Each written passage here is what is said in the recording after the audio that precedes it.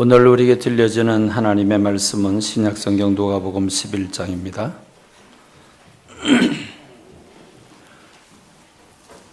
누가복음 11장, 신약성경 누가복음 11장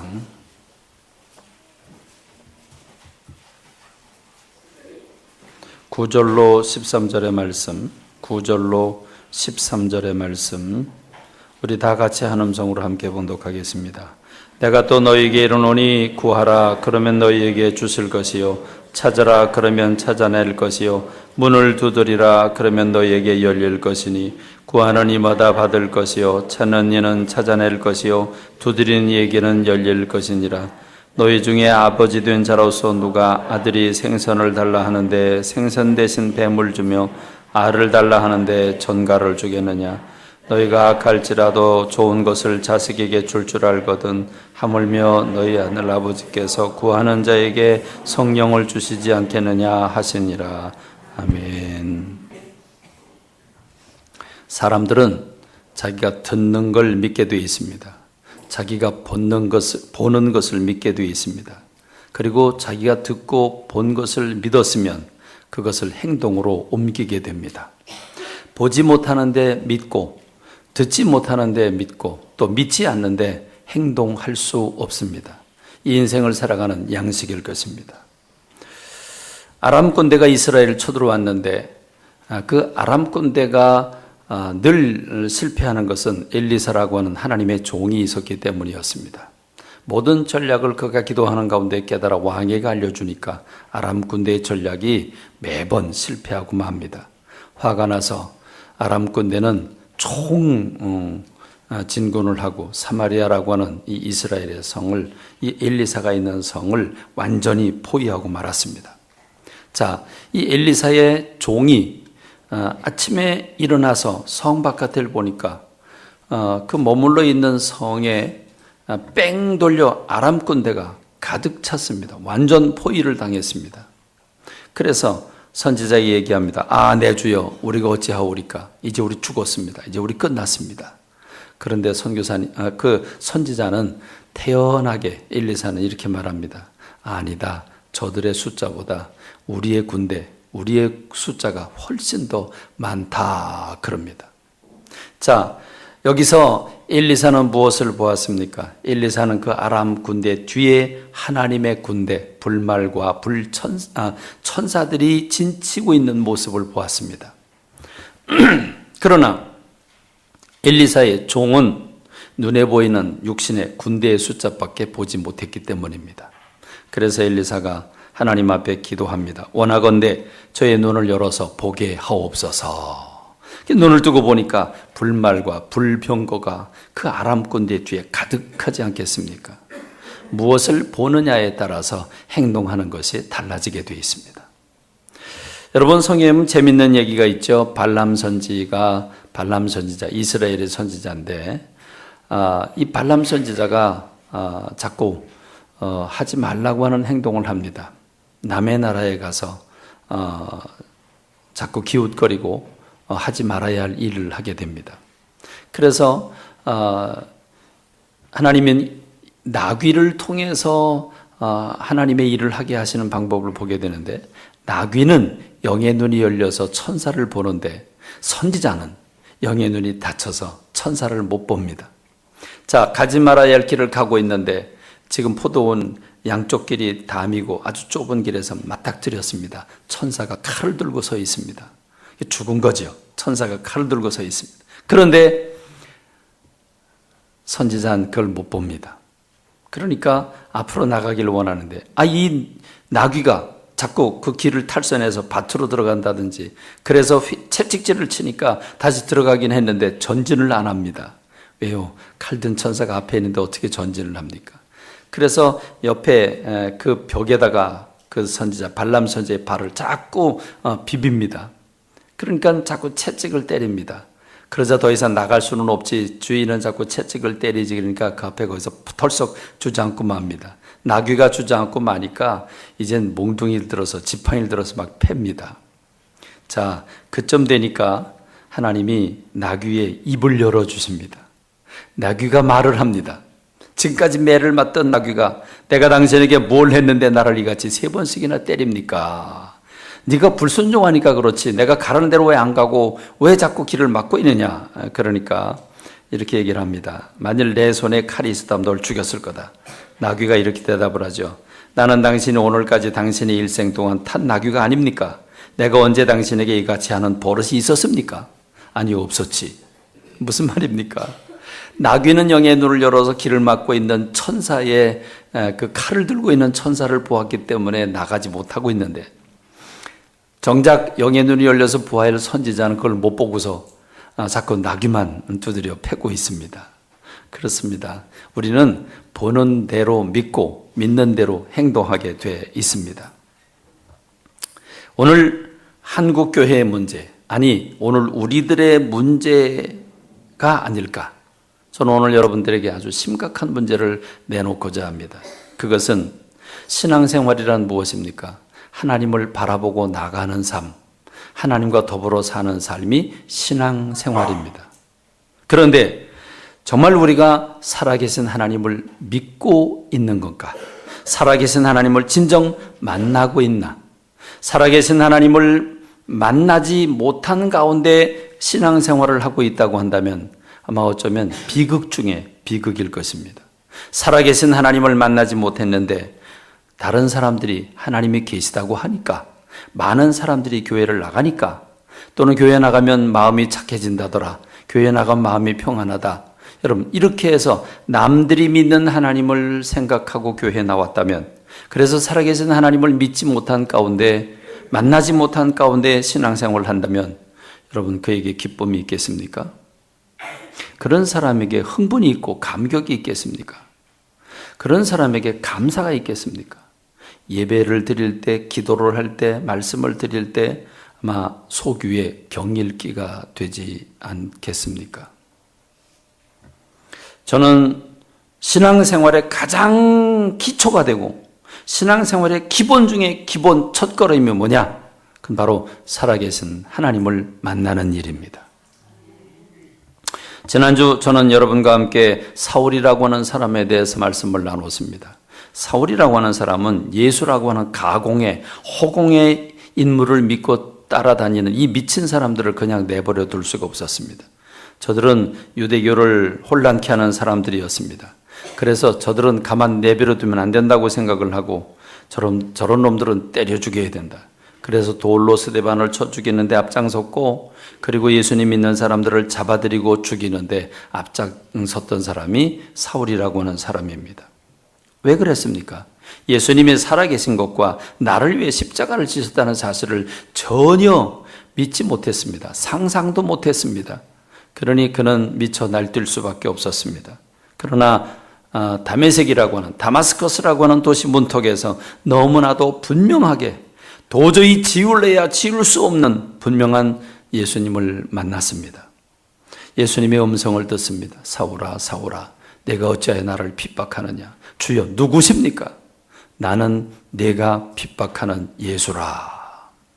나는 네가 핍박하는 예수라 하는 말을 들었을 때 여러분 이게 까무러칠 일 아니겠습니까?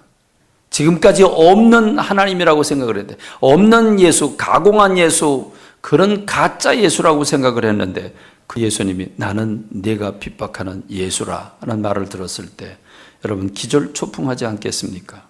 그러나 그렇게 예수님을 만나고 나니까 예수님을 믿는 사람을 죽이러 가던 사람이 예수님은 하나님의 아들이라고 소리를 칠 수밖에 없는 이유가 무엇이겠습니까? 너무나 분명하게 예수님을 만났기 때문이었습니다. 그건 역사적인 사실인 것입니다. 그는 인격적인 하나님을 만났습니다. 인격과 인격을 가진 사람이 생각과 감정과 의지를 주고받는 관계가 형성된 것입니다. 네가 어찌하여 나를 핍박하느냐? 네가. 그렇습니다. 주님과 나와의 관계는 나와 너의 관계가 됐습니다. 저는 모태신앙입니다. 제가 태어나기 전에 이미 저희 어머니 아버지가 신앙생활을 하고 계셨습니다. 중앙감리교회를 다니셨는데, 그러므로 저는 선택의 여지가 없죠. 갓난아기가 무슨 선택의 여지가 있겠습니까? 어머니 등에 업혀서 교회를 다녔습니다.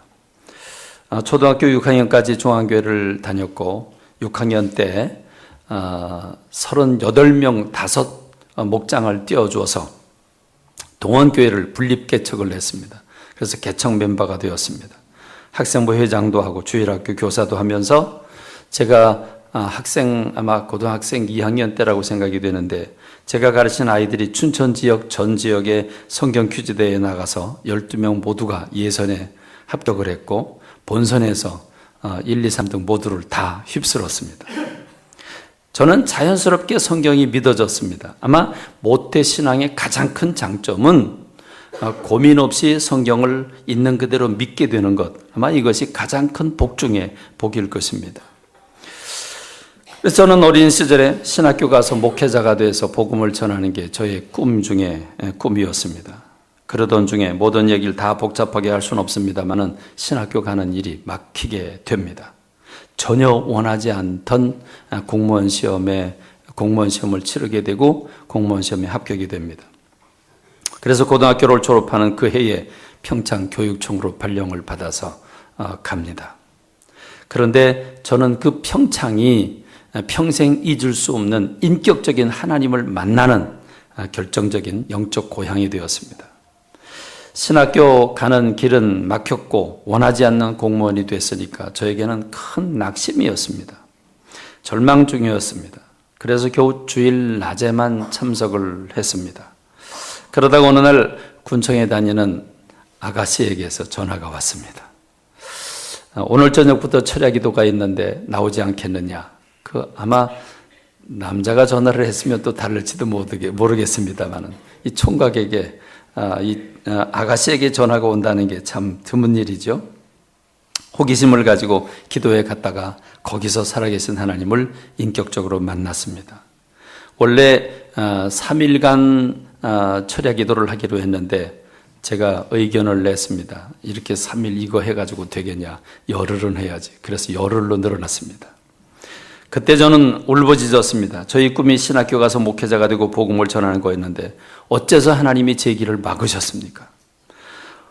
저는 보이는 게 없었습니다. 울며 불며 너무 답답한 나머지 가슴을 때리고 무릎을 때리고 시커멓게 멍이 들면서 정말 거의 한 잠도 자지 않고 열흘을 철야하면서 몸부림을 쳤습니다. 열흘째 되는 날 밤, 마지막 밤이라고 산기도를 가자고 그래서 산으로 올라갔습니다. 평창에 산꼭대기에 올라가면 옛 성터가 있고 거기 좀 편안한 데가 있습니다. 그 앞에는 큰 나무들이 있고 거기 성황당이 세워져 있는데 그 아래 평평한 데 자리를 잡고 믿음이 약한 사람은 가운데 앉히고 삥 돌려 앉아서 대표기도 저보고 하라고 그래서 제가 또 대표기도를 하고 그리고 열심히 한 30분 부르짖었는데 부르짖다가 그만 지쳐서 잠이 들어버리고 말았습니다. 열흘 철야 끝에 이제 잠에 몰려서 잠이 들었습니다. 비교적 산기도를 실패를 하고 그리고 내려오는데 여러분 산길이라고 하는 게 넓은 길이 아니라 외길이지 않습니까? 일렬로 쭉 써가지고 한 30명 되는 사람이 이제 내려오는데 새벽 2시, 3시쯤 그 내려오면서 뒤에 따라오던 청년이 이야기를 합니다. 제 옆에 앉아서 기도를 하던 그 청년인데 기도 중에 일어난 일을 알려줍니다. 한참 기도 중에 그 성황당에서 귀신이 나와서 가운데 있는 믿음이 약한 사람들을 데려가겠다고 들어가는 걸 호령을 해서 쫓아냈더니 둘러보더니 잠을 자고 있는 저를 지목하면서 저를 데리고 가겠다고 왔습니다. 그래서 그가 쫓아냈고 그렇게 3번씩이나 저를 데리러 왔는데 그 청년이 좌우에 있는 청년이 그걸 보고 쫓아냄으로써 제가 마귀 들리지 않았습니다. 근데 저에게는 이 사건은 생애 최대의 충격적인 사건이 되었습니다. 왜냐하면 어려서부터 부흥회도 수없이 참석했고 마귀도 수없이 들었습니다. 마귀가 있다는 것, 기도를 방해한다는 것 수없이 들었지만 그러나 그 마귀가 바로 나를 직접적으로 대해서 나를 공격하기 위해서 나를 데리러 왔다고 하는 것은 처음 있는 일이었습니다.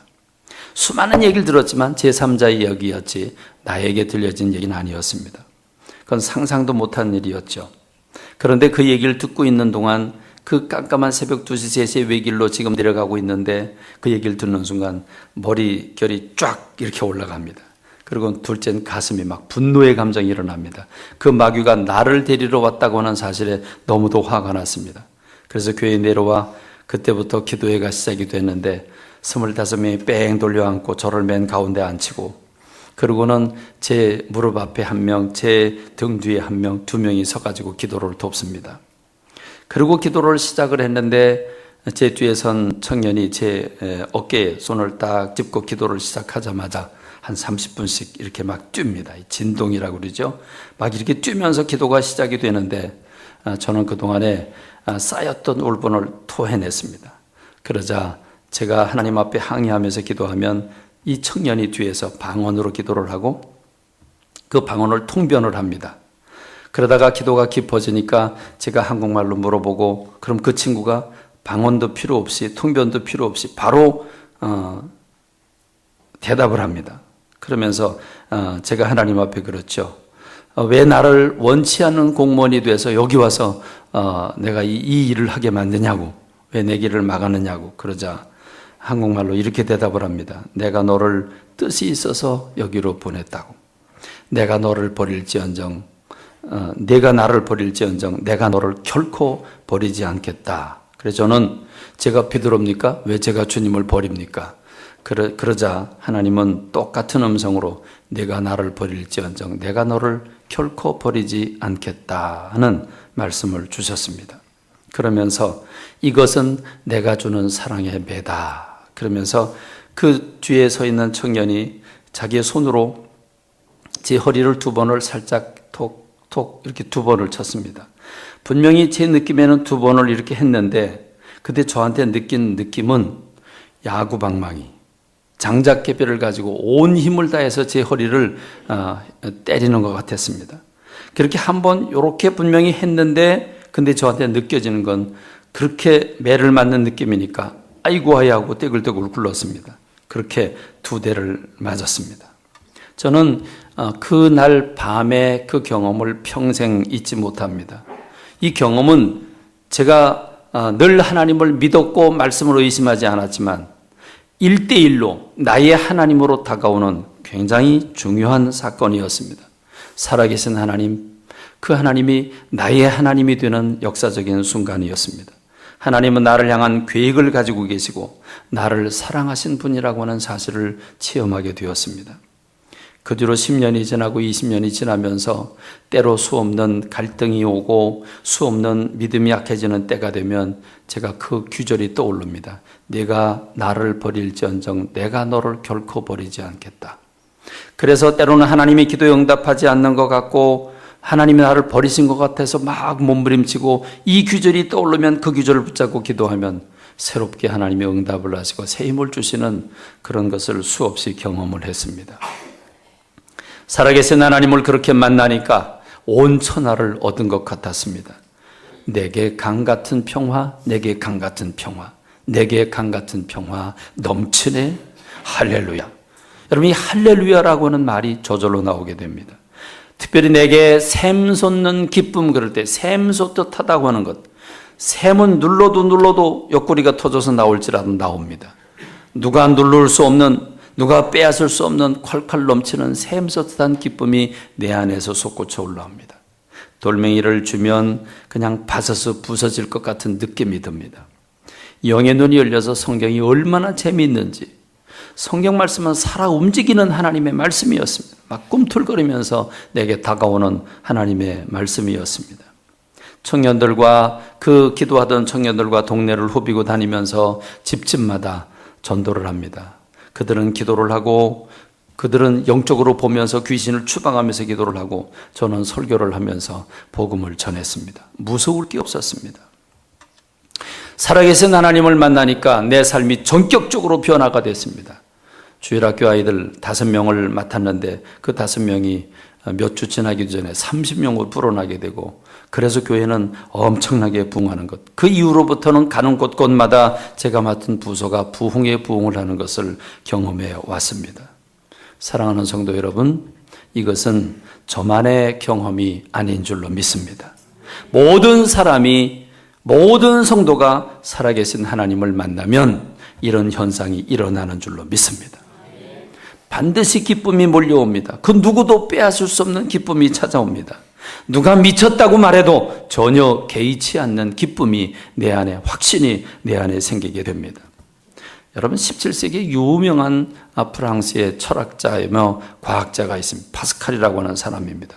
아주 암울한 시대, 회의가 넘치는 시대에 태어났는데 그는 과학과 철학의 세계를 넘어서 뭔가 영적 세계가 있을 것이라고 하는 그런 답을 가지고 그걸 철학적으로, 과학적으로 탐구하기 시작을 했는데 어느 1654년 11월 24일 저녁 10시 반 그는 살아계신 하나님을 인격적으로 만나게 됩니다.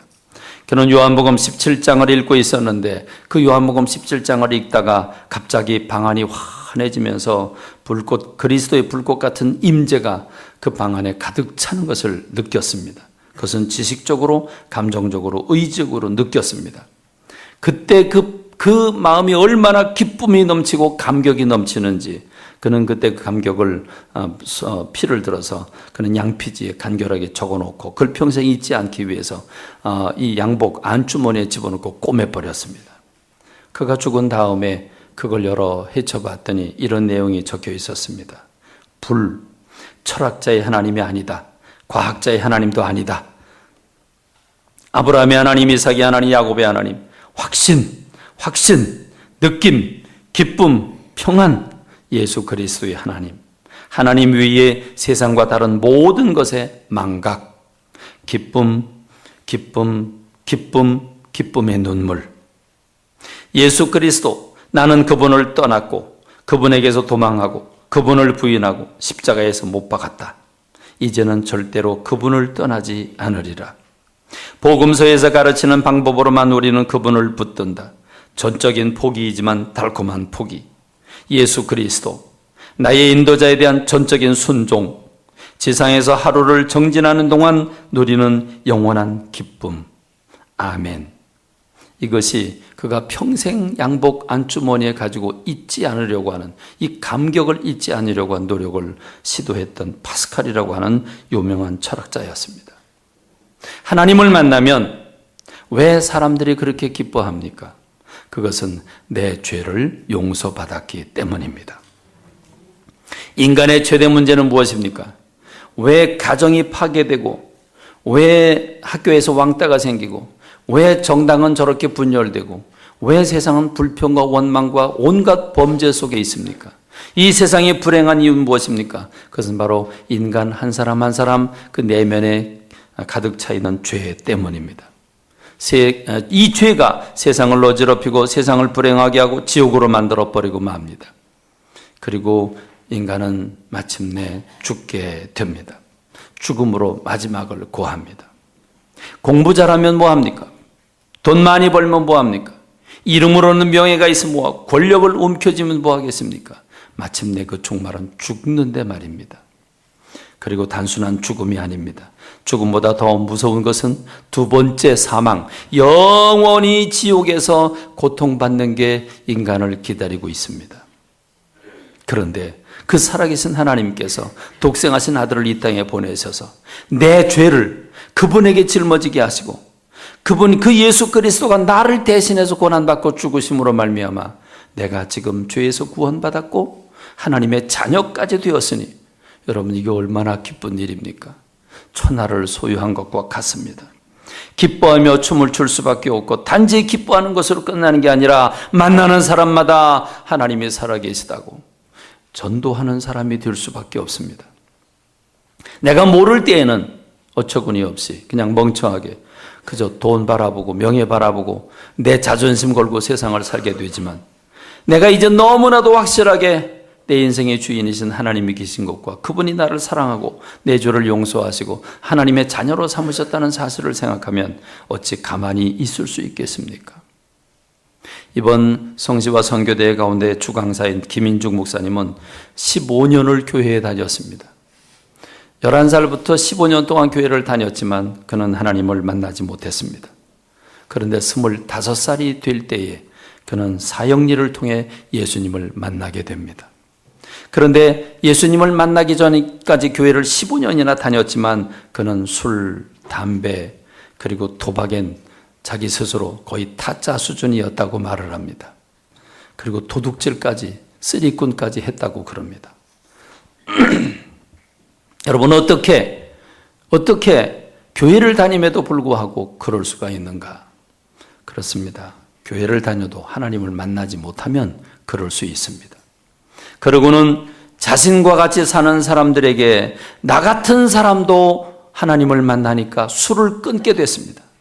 일체의 술, 담배를 다 끊고 나서 그런 사람들에게, 그렇게 술 먹고 허무하게 사는 사람들에게 사형리에 대해서 들어본 적이 있습니까? 지금까지 수만 명에게 복음을 전했다고 그럽니다. 그 단 한 사람의 변화로 말미암아 그가 신학교를 가고 목회자가 되어서 그가 스스로 개척한 교회가 오늘 근 40년이 이르도록 12,000명에 이르는 교인으로 늘어나게 되는, 주일학교 아이들만 4,000명이 되는, 교사만 1,200명이나 되는 그런 교회로 성장할 수 있었습니다. 왜 그랬습니까? 살아계신 하나님을 만났기 때문인 줄로 믿습니다. 그렇습니다. 사울이라고 하는 사람이 핍박자로부터 변해서 예수는 그리스도라고 하는 이 복음을 전하게 되는 것, 그건 아주 당연한 것 아니겠습니까? 예수님을 모르니까 핍박할 수밖에 없고, 예수님을 만나니까, 분명히 만나니까 그는 예수님을 증거하는 사람으로 돌변하게 되는 것입니다. 그렇습니다. 만일 우리가 학생이든 노년이든 우리가 전도하지 않는다면, 우리가 전도하지 않는 그 자체가 여러분 정말 이상한 거 아니겠습니까? 우리가 정말 살아계신 하나님을 만났다면 전도하지 않고는 견딜 수 없을 것입니다. 구원받지 못한 사람을 바라보면 답답해서 견딜 수 없을 것입니다. 어떻게 살아계신 하나님을 입 다물고 있겠습니까? 내 부모가 지옥 가는데, 내 자식들이 하나님 없이 저렇게 무의하게 살고 있는데 울지 않을 부모가 어디 있겠습니까? 그렇습니다. 전도하지 않고는 견딜 수 없을 것입니다. 그냥 아무렇지도 않게 자기 자녀를 내려다볼 수 있는 부모는 아무도 없을 것입니다. 살아계신 하나님을 만난 사람들은 무엇을 얻기 위해, 내 이름이 높아지기 위해서, 아니 무엇을 내게 유익이 되니까 그래서 봉사하고 충성하는 사람 없습니다. 받은 바 은혜가 너무 기가 막히기 때문입니다. 오히려 주님으로부터 받은 바 은혜가 내겐 빚진 자의 심정이 돼서, 나는 아무것도 한 게 없는데 주님이 나 같은 죄인을 구원하셨다고 하는 사실에 빚진 자의 심정이 됩니다. 로마서 1장 14절에 헬라인이나 야만인이나 지혜 있는 자나 어리석은 자에게 다 내가 빚진 자다라고 사도 바울이 말한 것은 바로 그 까닭입니다. 예수님을 믿으라고 할 때 소금 뿌리고 저주하고 욕하던 사람이 예수님을 믿게 됩니다. 그리고 너무 안타까워서 복음을 전합니다. 그러면 사람들이 또 자기에게 소금을 뿌리고 저주를 선언합니다. 그래도 아무렇지도 않습니다. 왜? 자기가 다른 사람을 저주했기 때문입니다. 여러분, 그러나 사도 바울이 예수님 믿는 사람을 죽이러 다녔기 때문에 내가 빚진 자라고 말했습니까? 아닙니다. 그보다 바로 나 같은 죄인, 내가 죄인인지 알지도 못하고 설치고 내가 세상의 주인인 줄 알고 살아가던 시절에 하나님께서 하늘보좌를 버리고 이 땅에 오셔서 나를 위해 십자가를 지시고 죽으셨다는 그 사실, 나는 아무것도 한 게 없는데 나 같은 죄인을 위해서 그리스도께서 이 땅에 오셔서 십자가를 지셨다는 이 사실은 분명 이런 빚, 여러분 이건 평생 내 몸을 12조각으로 내서 주님 앞에 드린다고 할지라도 다 갚을 수 없는 빚인 줄로 믿습니다. 그래서 로마서 8장 12절이 그러므로 형제들아 우리가 빚진 자로 돼 육신에게 져서 육신대로 살 것이 아니라 육으로 말미암아 죄를 지은 우리가 주님의 보혈을 통해서 주님이 그 육체를 찢으셔서 우리를 구원해 주셨는데 다시 우리가 육체로 돌아가 죄를 지어서 되겠느냐. 이게 사도 바울이 우리에게 가르쳐 주는 것입니다. 그러므로 누구를 위해서 전도를 합니까? 목사를 위해서 전도합니까? 상 받으려고 전도합니까? 교회를 위해서 내가 선심 쓰고 봉사하는 것입니까? 누구를 위해서 봉사하고 충성하는 것입니까? 고린도서 9장 16절 내가 복음을 전할지라도 자랑할 게 없으면 내가 부득불할 일임이라. 만일 복음을 전하지 아니하면 내게 화가 있을 것입니다. 그렇습니다. 구원의 비밀을 깨달은 사람들은 자기를 위해 살지 않습니다. 자기가 초점이 되지 않습니다. 내가 내 지은 죄로 죽을 수밖에 없었던 나, 영원히 지옥에서 고통받을 수밖에 없었던 나, 그런 나를 예수님이 아무런 조건도 없이 십자가에서 죽으셨기 때문에 나는 가만히 있을 수가 없는 겁니다. 내가 뭘 잘해서 어떤 조건이 좋아서 그럴 자격이 있어서 내가 구원을 받았다면 응당 받아야 할 대가를 받는 겁니다. 그러나 아무것도 없기 때문에 조건 없이 구원을 받았기 때문에 빚진 자가 된 것입니다. 그렇습니다. 너희는 너희 자신의 것이 아니라 값으로 산 것이 되었으니 그런즉 너희 몸으로 하나님께 영광을 돌려라. 이 고린도전서 6장 19절로 20절의 말씀은 사도 바울 한 사람의 고백이 아니라 모든 구원을 체험하고 은혜를 받은 사람들의 고백인 줄로 믿습니다. 그렇습니다. 이제 내 몸은 내 몸이 아닙니다. 주님의 것입니다. 이제는 나를 위해 살 것이 아니라 주님의 나라를 위해 살 줄로 믿습니다. 구원의 비밀을 깨달은 사람들은 그래서 하나님을 예배하는 것, 하나님을 찬양하는 것이 형식이 아닙니다. 중심으로 나 같은 죄인을 구원하신 하나님을 찬양하는데 온 마음을 다 전 인격을 쏟아서 하나님을 찬양합니다. 주님을 예배하는 일처럼 더 소중한 게 없습니다. 내가 구원받기까지 한 게 아무것도 없으니 그 빚을 어찌 갚겠습니까?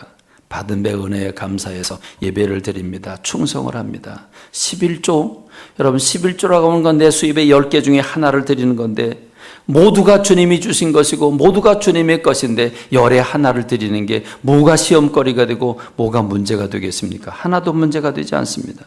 내 몸 자체가 주님의 것이고 내 집 문서도 내 땅도 다 주님이 주신 것이고 주님의 영광을 위해서 주님이 쓰라고 주신 것인데 주님께 드리는 건 아주 당연한 일이 아니겠습니까? 고민할 거리가 아닌 것입니다. 그러나 구원에 확신이 없는 사람은 그 얼굴에 기쁨이 없습니다. 구원의 확신이 없는 사람은 자유함이 없습니다. 그리고 감사가 그 마음에서 우러나오지 않습니다. 은혜 받은 사람과 은혜 받지 못한 사람은 얼굴 딱 보면 압니다. 말 한마디만 해보면 압니다. 그 입에서 원망이 나오고 불평이 나오고 못한다, 싫다 이런 얘기가 나오면 구원 못 받았거나 구원을 받아서도 구원의 감격을 다 잃어버린 사람입니다. 얼굴에 기쁨이 없습니다. 신경질적입니다. 비판과 불평이 나옵니다. 그렇습니다. 구원에 확신이 있는 사람은 얼굴에 평안이 있습니다. 기쁨이 있습니다. 감사가 있습니다. 그저 매 사건마다 주여 감사합니다. 할렐루야. 그 은혜를 생각하면 주어지는 말씀, 선포되는 말씀마다 아멘이요 할렐루야가 나옵니다. 할렐루야. 그저 감사하고 그저 몸들이고 봉사하고 충성하고 내 주머니 털어서 하나님의 일을 하면서도 마냥 기쁘고 더 드리고 싶은 것, 이게 구속받은 사람의 삶입니다. 어떻게 하든지 목장 예배 안 가려고 핑계를 대고 단돈 1,000원 쓰는 것도 아까워서 벌벌 떨고 이래서 못한다 저래서 못한다. 여러분 이건 누가 하는 소리입니까?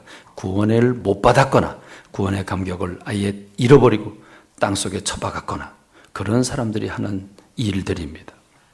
은혜 받으면 교회에서 아무런 일도 없는데 부흥회도 없고 모임도 없는데 교회 가고 싶습니다. 여러분 수요일까지 기다리기가 너무 시간이 멉니다. 어떻게 수요일까지 기다려요? 여러분 새벽에 일어나는 거 벌떡벌떡 일어나집니다. 은혜를 시키면 벨이 울려도 다 누르고 자도 몰라요. 은혜가 있으면 구원의 감격이 살아있으면 새벽에 벌떡벌떡 일어납니다. 철야 시간이 왜 이렇게 짧은가? 이 2시간 동안 기도 시간이 너무 짧다. 여러분 그렇습니다. 통성 기도 시간을 주면 20분 못 넘겨요. 20분 넘어가면 기도가 스물스물 다 죽어요. 그래서 목회자가 앞에서 바람잡이를 해야 돼요. 큰 소리 내서 기도를 계속해야 돼. 그렇지 않으면 기도가 스물스물 다 죽어버려요. 그러나 은혜 받은 사람은 기도 시간이 너무 짧아. 20분이 뭐냐? 20분이. 그래서 철야 기도합니다. 왜? 기도가 너무 짧아서. 주님과 더불어 깊은 기도의 시간을 갖고 싶어서, 교제의 시간을 갖고 싶어서 스스로 철야를 합니다. 철야하라고 해서 하는 게 아닙니다. 그렇습니다. 은혜 받은 사람은 주님의 보혈로, 주님의 은혜로 나 같은 죄인이 구원받았기 때문에 내 삶이 아깝지 않습니다. 내 몸이든 시간이든 물질이든 무슨 하나님의 일을 하면서 뭐가 그렇게 힘이 듭니까? 주방에서 또는 청소하면서 또는 어떤 모임 때문에 뭐가 그렇게 힘듭니까? 그저 모이고 싶어지고 모이면 뭐라도 싸들고 가고 싶고 뭐라도 나누고 싶고 이게 바로 구원받은 사람의 삶인 줄로 믿습니다. 은혜 받은 사람, 구원받은 사람의 확신은 중간지대에 서 있지 않습니다.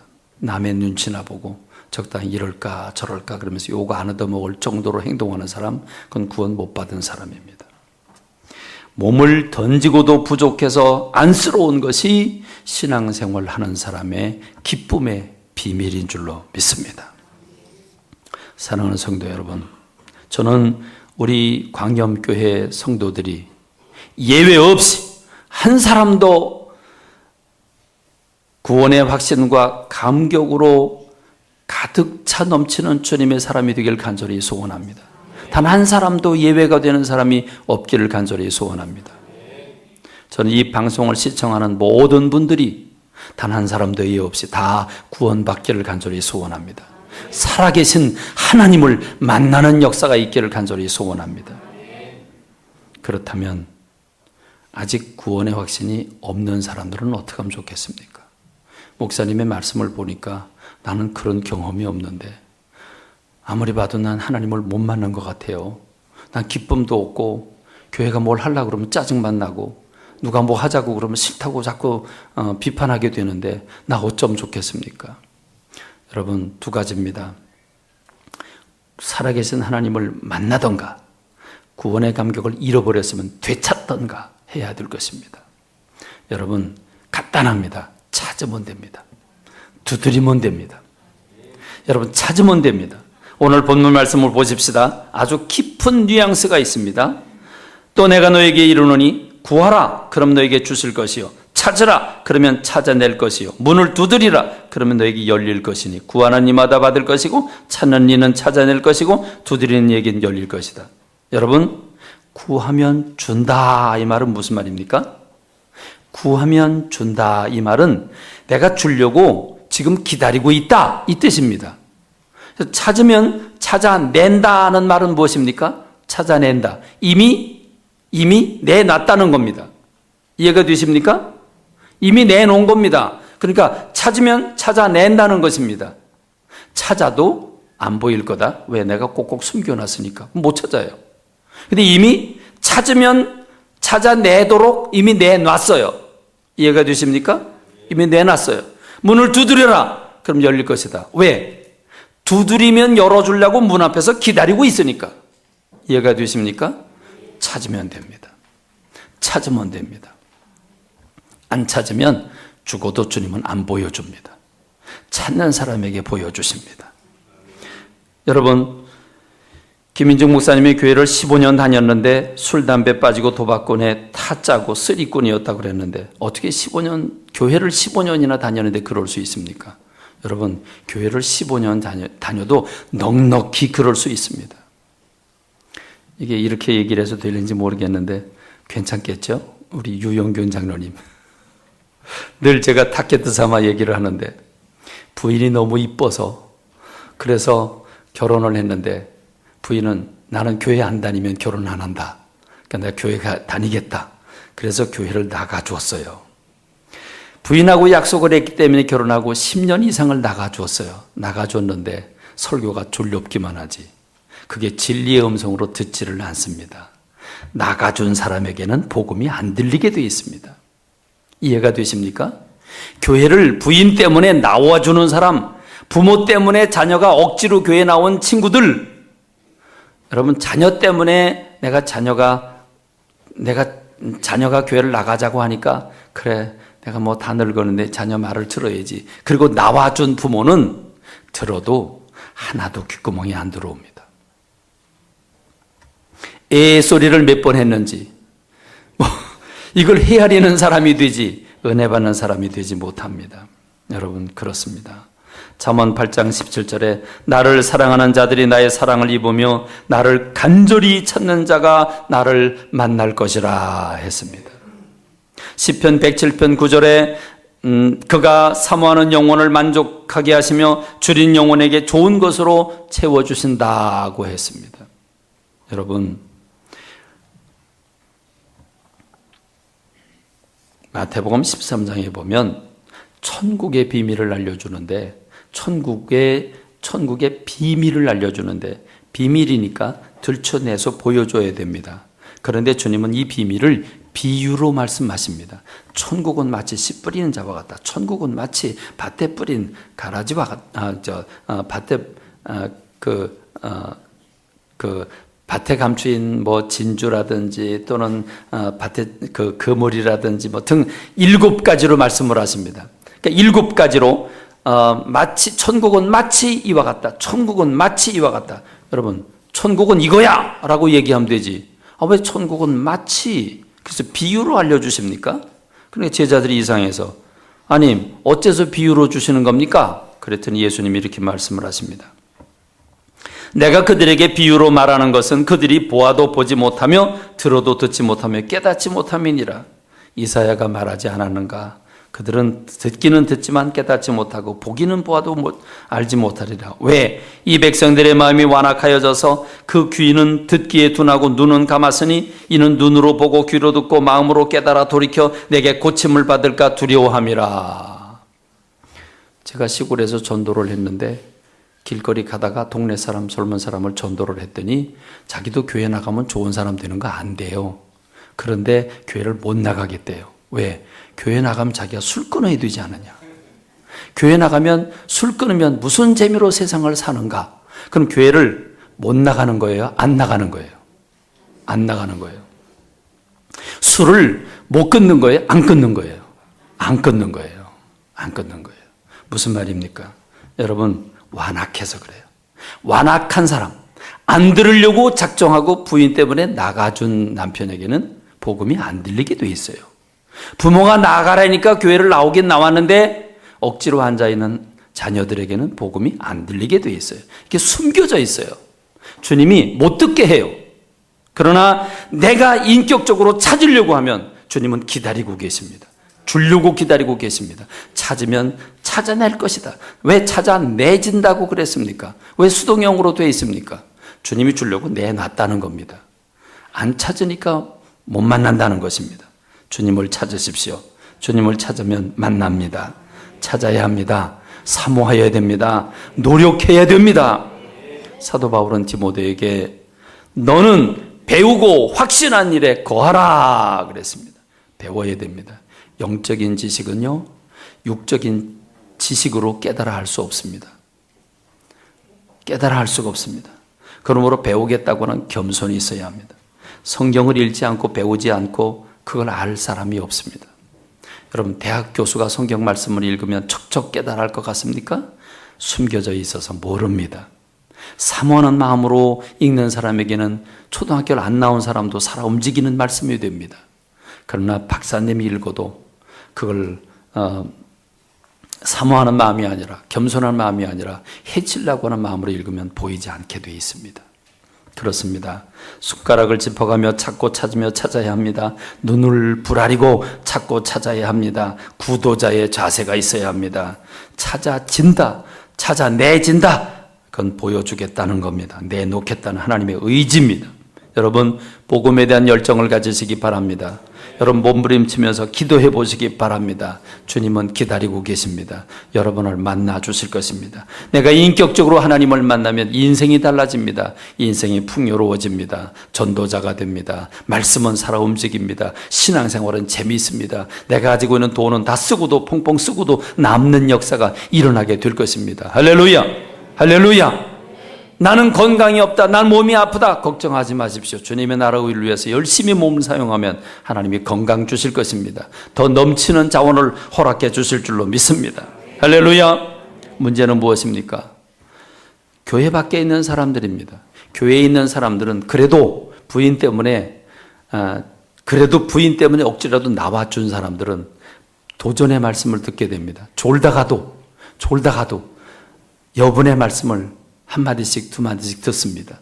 오늘과 같이 도전이 되는 말씀을 받게 됩니다. 그러면 노력을 하게 되고 노력을 하면 만나게 되어 있습니다.